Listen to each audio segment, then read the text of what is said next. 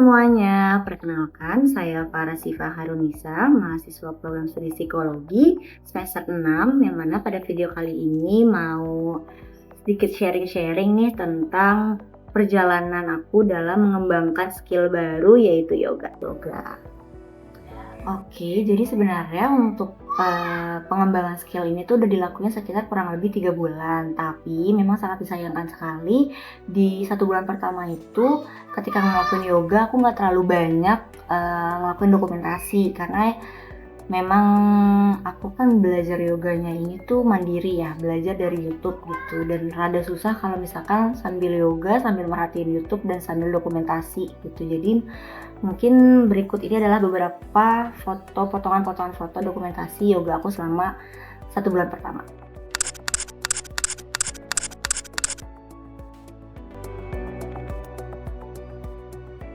Aku pikir setelah istirahat 2 minggu selama UTS semuanya akan baik-baik aja, tapi ternyata pas mulai yoga lagi rasanya tuh seperti kembali ke awal pertama kali nyobain yoga. Tubuhnya tuh balik ke kaku lagi, gerakannya terasa lebih berat, terasa pegel. Setelah latihannya juga lebih intens lagi dibandingkan latihan terakhir sebelum UTS itu.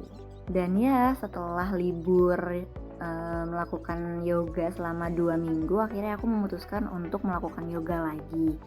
Kurang lebih sekarang tuh udah sekitar hampir 2 bulanan terakhir lah aku melakukan yoga ini secara konsisten, dan kalau misalkan dihitung kurang lebih tuh udah ada sekitar 6-7 sesi yoga, tapi mungkin cuman ada 5 sesi yoga aja yang terdokumentasi dalam bentuk video karena sisanya aku lupa banget untuk ngevideoin. Dan mungkin kalau misalkan diperhatiin terlihat banget gimana masih kaku-kakunya, terus kayak aku juga masih belajar untuk menjaga balancing dan lain sebagainya. Terus karena yoga itu kan cukup intensnya dan membutuhkan waktu pemulihan juga nih, ternyata kalau misalkan aku yoganya yang sekiranya strict banget 1 jaman itu bisa ngerasain sakitnya tuh bisa berhari-hari. Nah makanya dari itu aku mulai mengkombinasikan dengan aktivitas lain seperti jalan santai dan lari. Oke, mungkin yang terakhir terkait dengan goalsnya apakah sudah tercapai atau belum. Sejauh ini sih aku bisa bilang sudah 70% tercapai. Kenapa? Karena 30%-nya ini tuh awalnya aku menetapkan seharusnya bisa mengikuti kelas yoga offline. Namun setelah 3 bulan ini dikarenakan jadwal kuliah yang padat dan banyaknya tugas, ternyata aku belum bisa meluangkan waktu untuk melakukan yoga offline. Dan itulah mungkin yang nantinya akan menjadi goals aku ke depannya. Semoga kedepannya aku bisa ikut kelas yoga offline, gak hanya ngelakuin yoga sendiri.